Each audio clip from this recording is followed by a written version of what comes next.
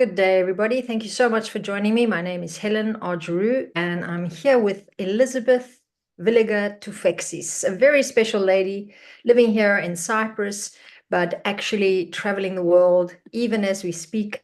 And my guest for today, and the second person speaking to us about mindfulness, decided to run, really to give us all the opportunity to talk a little bit more about being present, being conscious, being really awakened into each and every activity you're doing during your day. Can totally change the way you live your life. It can also create new and interesting opportunities to bring things into your world that maybe would never happen for you if you simply just lived your life automatically as we normally do.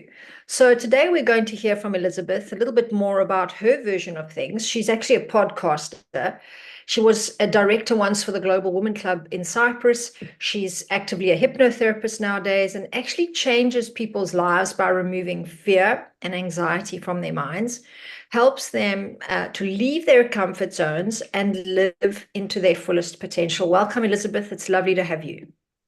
Thank you so much for having me. Very, very honored. And I am speaking to you from a hotel room on the beautiful island of Andros in Greece because I'm on a hiking tour. Yes, yes. And you've told us it's like very hot over there. And even just getting through a one hike would be like quite a feat for most of us in the weather. But I believe you're doing even more than that per day. Like, how is it We do going? one, it's one per day and it's about 8 kilometers each. And it's a lot of up and down and it's very hot, but I think it's great to actually test your limits once in a while and not just talk about it, because we all in this business that we all are, we always say that we have to leave the comfort zone.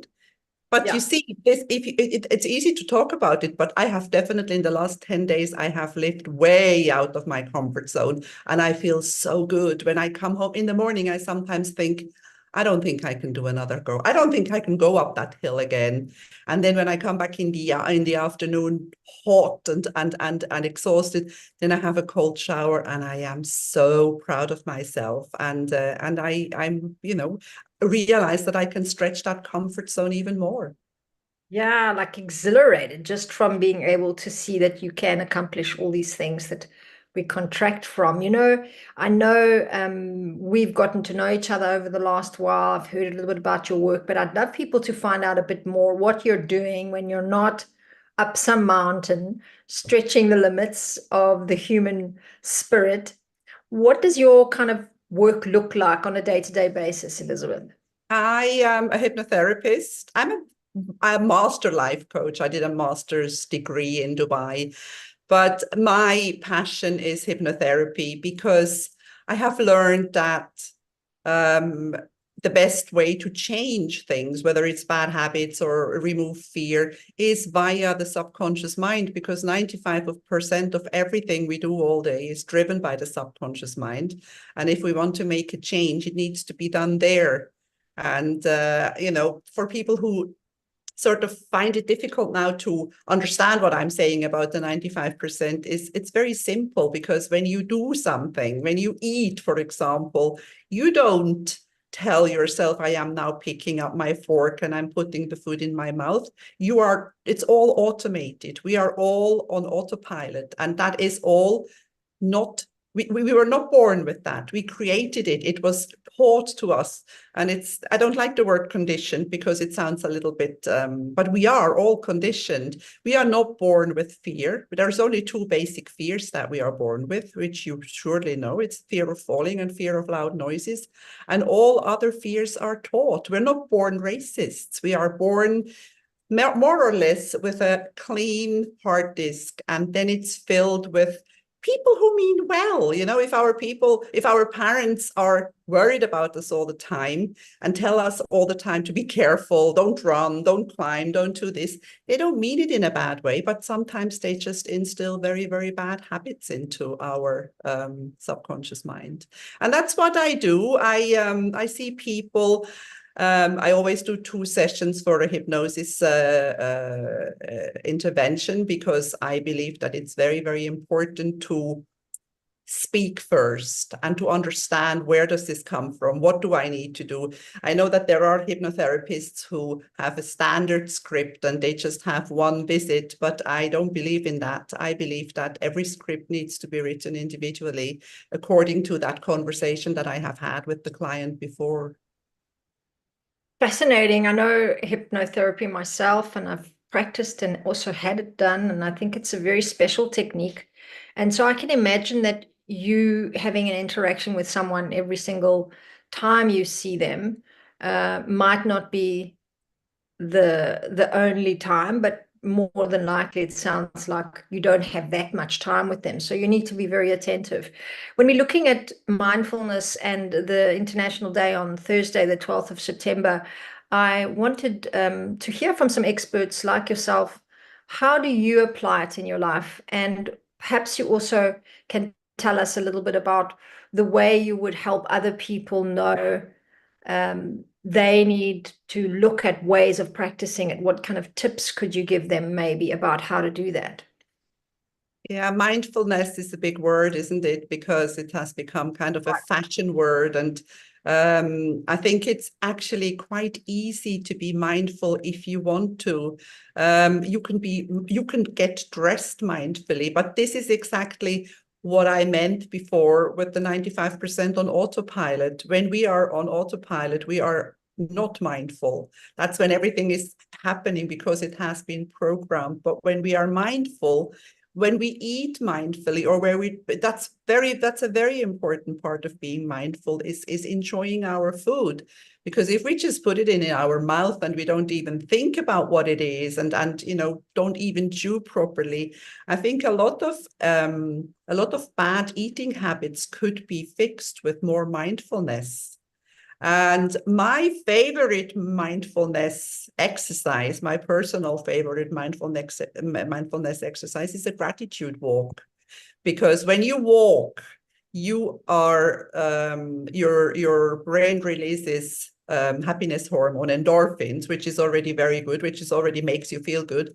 But when you are grateful at the same time, and when you notice every single thing, you're grateful for that path, or you're grateful for the view that you have while you do your gratitude walk, you have kind of a double dose of serotonin and endorphins released in your body. And it can be very, very healing. Mindfulness is something that we need to remind ourselves of all the time, because we have a habit of going back on autopilot, while we are practicing mindfulness.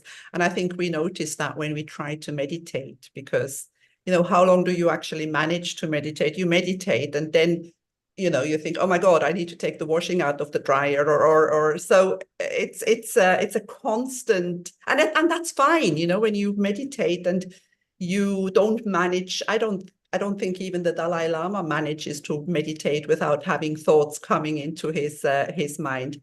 But the whole secret is to let it go and start again. And that's the same with mindfulness. It's a constant work, a piece, well, not work, it's a constant habit that we can create. I love that. So you spoke already about those two tips. Really great for people to hear those because they're quite unique. And I know you practice this very specifically, Elisabeth. So thanks for sharing them. First one was this conscious walking, where you say to actually go on a gratitude walk, even to begin to really mindfully receive and realize your life is full of things that you can be grateful for. Wonderful, wonderful. Maybe we can even plan one of those for people. Maybe they want to come to Cyprus. If you do, let us know, comment on this video. And then if we are eating 3 times a day, I mean, I can really see that being such a great one for people to start practicing. So if you're out there and you're looking at ways of getting past the trend. I love that you also mentioned that people just are on trend with the word mindful, but I think it's very deep and very broad as a word, but it can mean many, many things. So we do have to tell ourselves, work with ourselves to not go onto this automatic autopilot. Have you found any of these work for you more than anything else? These I think tips, these techniques? more and more, it's not just because not everybody has time to go on a mindfulness walk or on a gratitude walk. We have that we have a good life in Cyprus, and we don't get stuck in traffic for an hour and a half, and we have a different way of life. But this same gratitude walk or this same mindfulness walk can be done on your way to work. It can be, it doesn't have to be, because, people may say, oh, yeah, no, it's easy to talk, but I don't have time for that.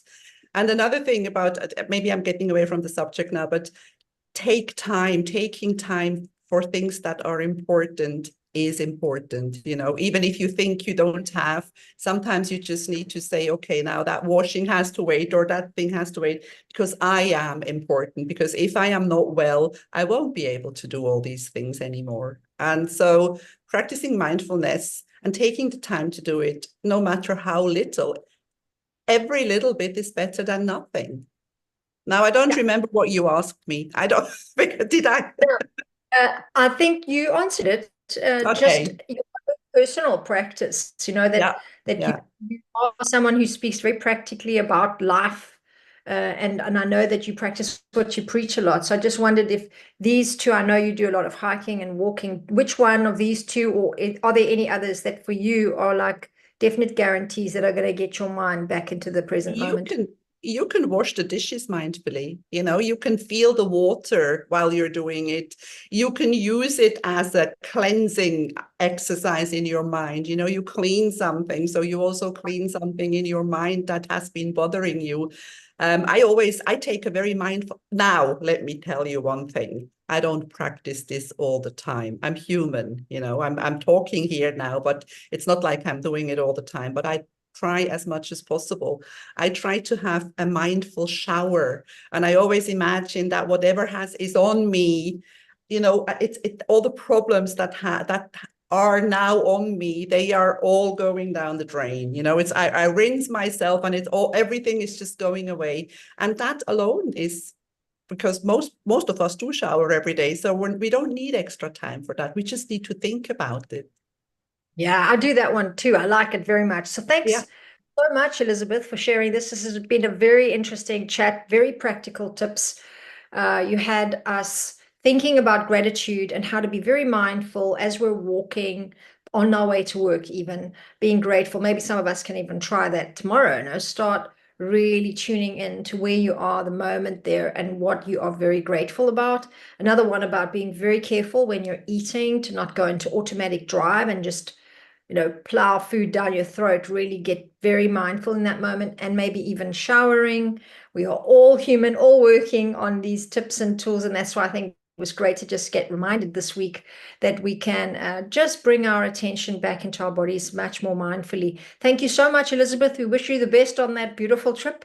And look, One more hike and I'm done, and I'll back one inside. more, just one more. I'm sure you're One going to do more. it after the Thank you one. so much for having me. Thank you so much for coming. Thanks, everybody. And thanks for watching. Bye-bye.